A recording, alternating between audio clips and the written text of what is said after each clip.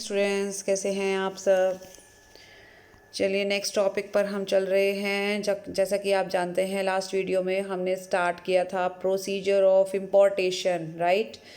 तो इम्पोर्ट करने के प्रोसीजर को हमने दो पार्ट्स में बांटा था। एक था जनरल प्रोसीजर और एक था हमारा स्पेशल प्रोसीजर, या जिसको आप ना स्पेशल नहीं, सॉरी, इसको कह सकते हैं आप कस्टम एक्ट के अंतर्गत जो प्रोसीजर फॉलो किया जाता है। एक हमने करना है जनरल प्रोसीजर ऑफ इम्पोर्टेशन और एक करना है हमें कस्टम एक्ट के अकॉर्डिंगली प्रोसीजर जो फॉलो करना है, ठीक है। तो जनरल प्रोसीजर हम कर चुके हैं और हम बात कर रहे थे फिर से कस्टम एक्ट के अकॉर्डिंगली जो भी इम्पोर्टेशन का प्रोसीजर है। इसमें भी फर्दर टू पार्ट्स हैं, मतलब कस्टम एक्ट के अंतर्गत जो प्रोसीजर हम फॉलो करेंगे it has also two parts. इसमें भी जनरल प्रोसीजर है लेकिन अंडर कस्टम एक्ट है, ये ध्यान में रखिएगा। वहाँ है जनरल प्रोसीजर फॉर इम्पोर्टेशन, ये है general procedure of importation under custom act, ठीक है। तो कस्टम एक्ट के अंतर्गत जो जनरल प्रोसीजर होगा वो उस प्रोसीजर से डिफरेंट होगा। आप देखिए ये है general procedure of importation, that's all. इसमें कस्टम एक्ट नहीं है। कस्टम एक्ट के लिए मैं इस वाली क्लियर इस पे जाऊँगी और इसके अंतर्गत मैं फिर दो पार्ट्स करूँगी, एक कस्टम एक्ट के अंतर्गत जनरल प्रोसीजर और एक कस्टम एक्ट के अंतर्गत स्पेशल प्रोसीजर। तो जनरल प्रोसीजर जो हमने कस्टम एक्ट के अंतर्गत किया था उसके अंदर क्या सीन था कि जो मोड ऑफ ट्रांसपोर्ट होता है, यानी कि आप अपना गुड्स जो है वो सी के द्वारा बाय शिप और इसके अलावा कोई भी और तरीका अपनाते हैं बाय लैंड। तो मोड ऑफ ट्रांसपोर्ट यानी ट्रांसपोर्ट करने का जो तरीका है उसके ऊपर बेस्ड था हमारा general procedure of importation under custom act, ठीक है। तो इसमें हमने देखा था कि इसके अंदर फिर से दो क्लासिफिकेशन थे। एक था जो पर्सन इंचार्ज होता है किसका, जो मान लीजिए शिप का जो कैप्टन है या जो पायलट है एयरक्राफ्ट का, या फिर जो बाय लैंड अगर आप गुड्स इंपोर्ट करा रहे हैं तो उसका जो ड्राइवर है, तो उनके पार्ट पर भी कुछ बातें फॉलो करनी है, यानी कुछ प्रोसीजर फॉलो करना है। मैं फिर से आप वापस आ रही हूँ। हम बात कर रहे हैं general procedure of importation under custom act, right. तो इसके अंदर आप देख सकते हो कि इम्पोर्टेशन हम बाय सी भी, बाय एयर भी और बाय लैंड भी करवाते हैं इम्पोर्ट।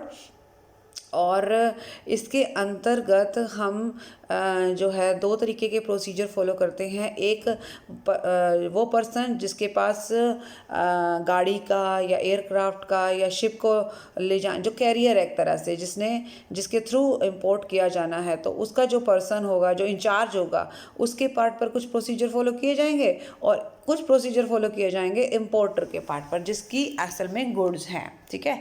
तो लास्ट वीडियो में हम यहाँ तक पहुँच गए थे कि जब हमने ये देखा कि जो पर्सन इंचार्ज है कन्वेंस का, यानी कि जो व्हीकल का, उसके पार्ट पर क्या क्या प्रोसीजर हैं वो हमने क्लियर कर लिए थे।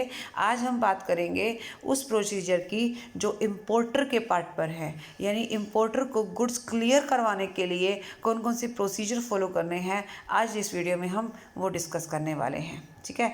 तो आप देख सकते हैं कि जो पर्सन इंचार्ज है उसका क्लियर हो गया, उसके पार्ट पे भी 3 स्टेप्स थे और अभी वही 3 स्टेप्स हम यहाँ पर देखेंगे जब हम यानी कि इंपोर्टर जब गुड्स क्लियर करवाएगा, ठीक है। जैसे सबसे पहले आ रहा है submission of bill of entry by importer. तो आप ये देख सकते हैं पहला जो स्टेप उसको फॉलो करना है वो है बिल ऑफ एंट्री सबमिट करना इंपोर्टर के द्वारा, ठीक है। तो इंपोर्टर का काम पहला क्या है कि उसे बिल ऑफ एंट्री सबमिट करना होता है, देना होता है प्रॉपर ऑफिसर को, ठीक है। और ताकि वो बिल ऑफ एंट्री 2 पर्पस के लिए दी जाती है। एक तो गुड्स बिल्कुल आप कस्टम ड्यूटी पे कर चुके हैं और उसके बाद सिर्फ गुड्स क्लियर करवा कर आपको होम कंजम्पशन के लिए अपने घर लेकर जानी है या अपने साथ लेकर जानी है। और दूसरा, अभी गुड्स आप क्लियर नहीं करवा पाओगे कि मे बी आपने अभी कस्टम ड्यूटी पे नहीं की है, इसलिए गुड्स को आप वेयर हाउसेज में रखने के लिए बिल ऑफ एंट्री दोगे। तो बिल ऑफ एंट्री दो पर्पज़ के लिए दी जाती है, होम कंजम्पशन के लिए गुड्स क्लियर करवाना या वेयर हाउस में गुड्स को रखवाना, ये दो पर्पज़ हो सकते हैं। बिल ऑफ एंट्री जो है वो एक प्रॉपर फॉर्म होता है और ये 3 कलर में होगा, वाइट, येलो और ग्रीन। यह भी हम बताएंगे कि ये अलग अलग कलर क्यों इस्तेमाल किए जाते हैं, और प्रिस्क्राइब्ड फॉर्म है बाकायदा। और ये बिल ऑफ एंट्री जो है इसके अंतर्गत क्या सीन रहेगा, इसमें वो सारी गुड्स के बारे में मेंशन किया जाएगा जिन गुड्स के बारे में एक्सपोर्टर ने अपने रिसीप्ट्स में मेंशन किया है, अपने अपने डॉक्यूमेंट्स में मेंशन किया है, या फिर एक डॉक्यूमेंट था हमारा दैट इज़ शिपिंग बिल। ठीक है, बिल ऑफ लेडिंग भी, आप जो बिल ऑफ लेडिंग जो शिपिंग कंपनी एक्सपोर्टर को जो एक डॉक्यूमेंट प्रोवाइड करती है जिसमें वो क्लियर करती है कि आपका कौन सा सामान हमारे पास हमारे शिप में लोड किया गया है। ठीक है, तो उसे आप जो है जैसे कि मेट आपको एक रिसीप्ट देता है, जो जहाज का कैप्टन जो शिप का कैप्टन है वो आपको एक रिसिप्ट देता है और उसके बेस पर आप शिपिंग कंपनी से एक बिल ऑफ लेडिंग लेते हैं। ठीक है, तो उसमें जो भी गुड्स का मेंशन होता है उन गुड्स के बारे में इस बिल ऑफ एंट्री को में लिखा जाएगा। तो ये बिल ऑफ एंट्री किसको प्रेजेंट करनी है, इंपोर्टर को करनी है, प्रॉपर ऑफिसर के सामने करनी है। दो पर्पज़ के लिए करनी है, या तो होम कंजम्पशन के लिए या फिर वेयर हाउसेस के लिए, वेयर हाउस में लोड रखवाने के लिए। ठीक है, ओके जी। और इलेक्ट्रॉनिक तरीके से भी हम ये सबमिशन कर सकते हैं, मैनुअल भी कर सकते हैं और इलेक्ट्रॉनिक भी कर सकते हैं। अब बात करते हैं बिल ऑफ एंट्री की टाइमिंग की कि कब सबमिट करना है। तो 2 टाइम है आपके पास सबमिट करने के, या तो आप जो है इंपोर्ट मैनिफेस्ट की डिलीवरी से बाद में करेंगे। इंपोर्ट मैनिफेस्ट और इंपोर्ट रिपोर्ट के बारे में हम लास्ट वीडियो में देख चुके हैं। इंपोर्ट मैनिफेस्ट होता है जब आपका सामान बाय शिप या बाय एयर इंपोर्ट किया जा रहा है, तो इन दैट केस पायलट या जो भी शिप का कैप्टन है उसके द्वारा एक इंपोर्ट मैनिफेस्ट तैयार किया जाता है और सबमिट किया जाता है, राइट। और इंपोर्ट रिपोर्ट तैयार की जाती है अगर आप बाय लैंड अपना सामान इंपोर्ट कर रहे हैं तो व्हीकल का जो ड्राइवर होगा उसके द्वारा। ठीक है, तो इंपोर्ट मैनिफेस्ट और इंपोर्ट रिपोर्ट दो अलग अलग नाम है, और ये किसके द्वारा रेडी किए जाते हैं, जो व्हीकल का इंचार्ज होगा उसके द्वारा। ठीक है, अब जब वो पर्सन मैनिफेस्ट दे देगा उसके डिलीवरी के बाद भी आप बिल ऑफ एंट्री दे सकते हो, यानी उसके देने के बाद देनी है आपको, या फिर before the delivery of import manifest, यानी उसके इम्पोर्ट मैनिफेस्ट देने से पहले भी आप बिल ऑफ एंट्री दे सकते हो। दोनों बातें हैं, लेकिन जब बिफोर आप दोगे तो उसमें 2 ऑप्शन है।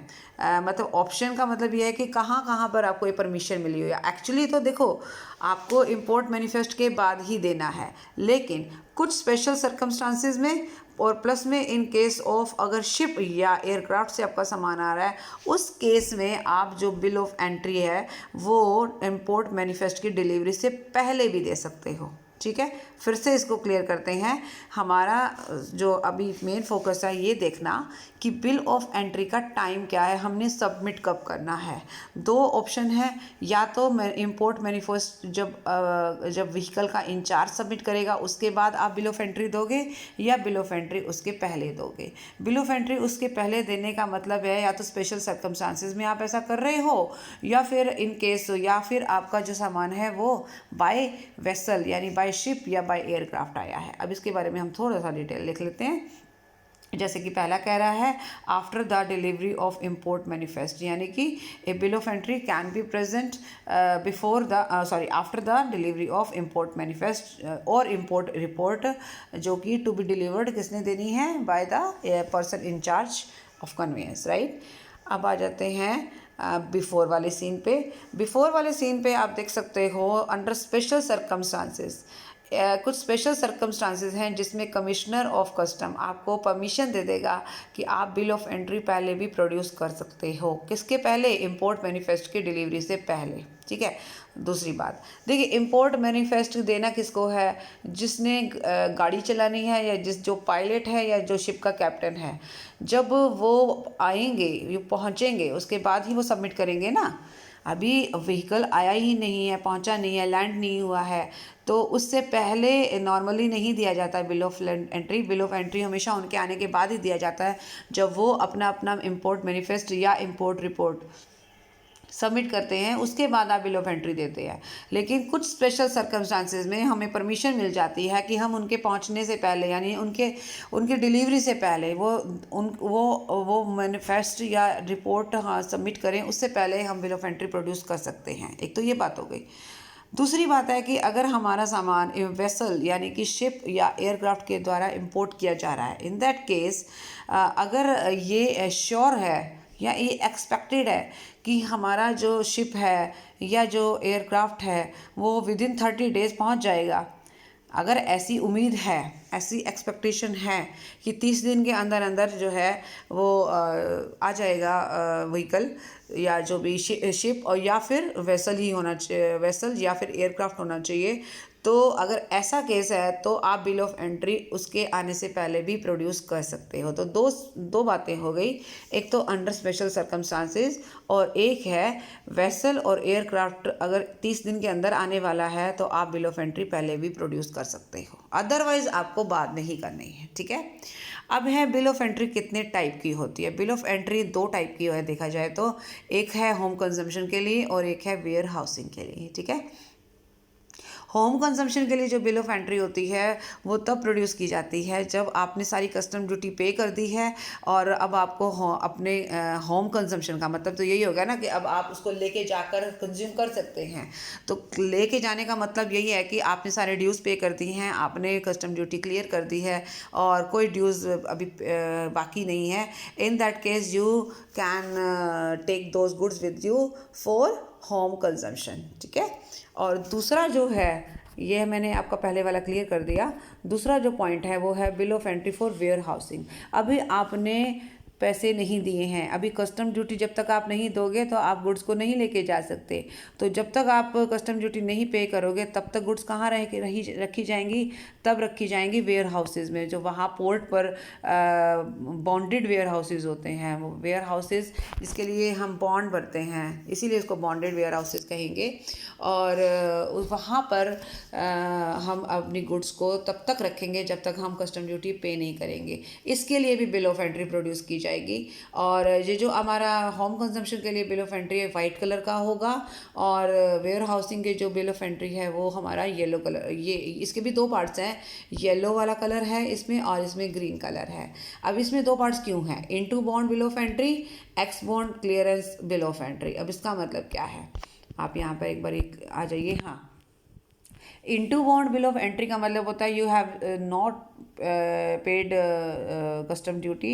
इन दैट केस आपको एक बॉन्ड भरना होगा और आपका जो है जो बिल ऑफ एंट्री बनेगा वो येलो कलर में बनेगा और आपकी गुड्स जो है कहाँ रखी जाएंगी, वेयर हाउसेज में रखी जाएंगी। ठीक है, अब export clearance bill of entry, warehouses में रखने के बाद अब आपके पास, अब आपने पैसे दे दिए, कस्टम ड्यूटी पे कर दी है, इन दैट केस आपको वहाँ से क्लियरेंस मिल जाएगी। कहाँ से, वेयर हाउसेज से। अब आप होम कंजम्पशन के लिए घर लेके जा सकते हो। ठीक है, तो यहाँ पे क्या कह रहा है वो कि इट इज़ यूज जब आप वेयर हाउसेज में सामान रखवा चुके हैं तो, लेकिन वहाँ से भी तो क्लियर करवाओगे ना, और क्लियर कैसे होगी, जब सारे ड्यूज पे कर दोगे। तो वेयर हाउसेज से पे करोगे होम कंजम्पशन के लिए on payment of duty. Clear होगी ये बात, और ये ग्रीन कलर का है। तो एक बार फिर से देखें, दोबारा से देखें बिल ऑफ एंट्री का मतलब क्या है। बिल ऑफ एंट्री मैं आपको यहाँ से वापस लेके जाना चाह रही हूँ। यस, यहाँ पे थे हम, फिर से एक बार देख लेते हैं, हम इसको दोबारा से एक बार चेक करेंगे। इम्पोर्टर के पार्ट पर जो प्रोसीजर होगा वो क्या होगा, सबसे पहले तो उसको बिल ऑफ एंट्री सबमिट करनी है। बिल ऑफ एंट्री एक डॉक्यूमेंट है, एक तरह से एक परफॉर्मा है जो प्रॉपर ऑफिसर को सबमिट किया जाता है बाय इम्पोर्टर। ये अलग अलग कलर्स में होता है, डिपेंड करता है कि किस पर्पज़ के लिए किया जा रहा है। इसके अंदर वो सारी गुड्स मेंशन होती हैं जिसके बारे में बिल ऑफ लेडिंग में, जो कि एक्सपोर्टर को दिया जाता है शिपिंग कंपनी के द्वारा, राइट। तो उसमें जो भी गुड्स मेंशन होती हैं वो सारी गुड्स का मेंशन इसमें भी करना पड़ेगा हमें। ठीक है, और उसके बाद आता है इसकी टाइमिंग। तो बिल ऑफ एंट्री को हम 2 अलग अलग समय पर एक साथ नहीं, मतलब दो अलग अलग समय पर, या तो पहले या बाद में। किसके पहले और किसके बाद में? इंपोर्ट मैनिफेस्ट या इंपोर्ट रिपोर्ट की डिलीवरी से पहले भी या उसके बाद में भी सबमिट कर सकते हैं। नॉर्मल केसेस में हम हमेशा इंपोर्ट मैनिफेस्ट की डिलीवरी के, यानी इंपोर्ट मैनिफेस्ट जब सबमिट होता है उसके बाद सबमिट करते हैं bill of entry. But in special circumstances आपको अगर कमिश्नर परमिशन दे देता है तो आप bill of entry import manifest की डिलीवरी से पहले भी सबमिट कर सकते हो।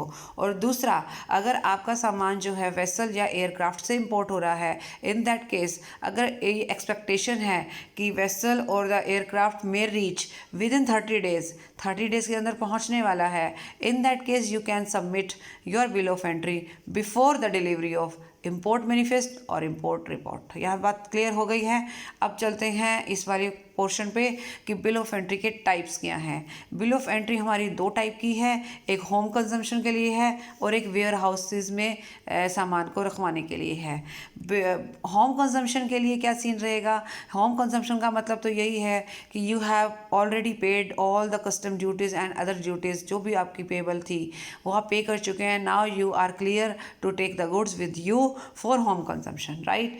Now bill of entry for warehousing, अभी आपने कस्टम ड्यूटी पे नहीं की है, इन दैट केस आपका जो है, इसमें दो पोर्शन आप देख सकते हो। Into bond bill of entry, जिसके अंतर्गत एक बॉन्ड भरा जाएगा और आपका सामान वेयर हाउसेज में रखवाया जाएगा, और ये कलर जो होगा वो येलो कलर होगा, इसका कलर हमने वाइट बताया है। और जब आप सारी कस्टम ड्यूटी पे कर देंगे और जो है सामान क्लियर करवा लेंगे, देन आपको सामान को अपने घर ले जाने की इजाज़त होगी होम कंजम्पशन के लिए, राइट। तो ये ध्यान में रखना, जब आप वेयर हाउसेस में सामान रखवाते हैं तो उसमें ये भी सीन रहेगा कि अगर पोर्ट, मान लीजिए सब कुछ क्लियर हो गया है, आपका काम, आपने कस्टम ड्यूटी भी पे कर दी है, बट आप जो है उसको लेके ही नहीं जा रहे हैं, तो 3 दिन का समय दिया जाएगा। ये मैं आपको यहाँ लेके चलती हूँ। ये बात क्लियर होगी ना? पहले यहाँ पे इसको अब यहाँ पर देख लेते हैं। क्लियरेंस ऑफ गुड्स जो फॉर होम कंजम्पशन, वापस आए एक बार, मैं आपको इस वाले पोर्शन पे फिर से लेके जाना चाह रही हूँ। सबमिट हो गया हमारा बिल ऑफ एंट्री। दूसरे स्टेप में अब हम आ रहे हैं। अभी तक तो बिल ऑफ एंट्री पे ही थे, अब जो हमने ये सारा देखा ना वो सब बिल ऑफ एंट्री से रिलेटेड था। दूसरा जो स्टेप है वो है clearance of goods for home consumption. अब आ जाइए इस तरफ।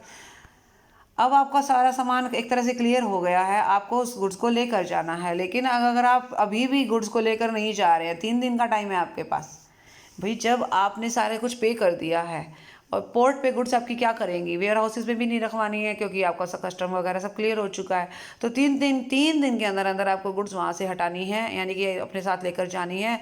अगर 3 दिन के बाद भी गुड्स वहाँ रखी रहेगी तो आपको एक्स्ट्रा चार्जेस देने पड़ेंगे, दैट इज़ डेमरेज, राइट।